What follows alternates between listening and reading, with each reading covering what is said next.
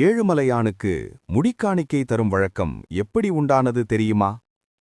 வைகுண்டத்திலிருந்து திருமகளை தேடி பெருமாள் திருமலைக்கு வந்தார். அங்கேயே நிஷ்டையில் அமர்ந்து காலகாலமாக காத்திருந்தார். அவரைச் சுற்றி பெரும் புற்று உருவானது.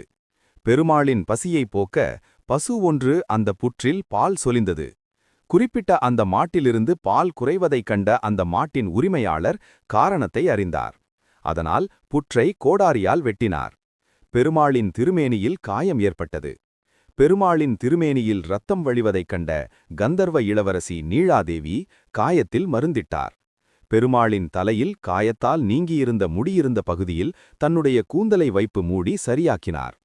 தன்னுடைய அழகைக் காக்க தனது முடியை கொடுத்த நீழாதேவியின் அன்பைக் கண்டு நெகிழ்ந்து போனார் ஏழுமலையான்.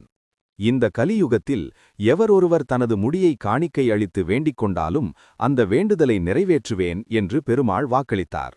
காணிக்கையாக அளிக்கப்படும் முடியாவும் நீழாதேவிக்கே அர்ப்பணமாகட்டும் என அருளினார். உங்களுக்கு ஏழுமலையானை பிடிக்குமென்றால் மறக்காம சப்ஸ்கிரைப் செய்து கொள்ளுங்கள். ஸ்ரீ நமோ நாராயணா.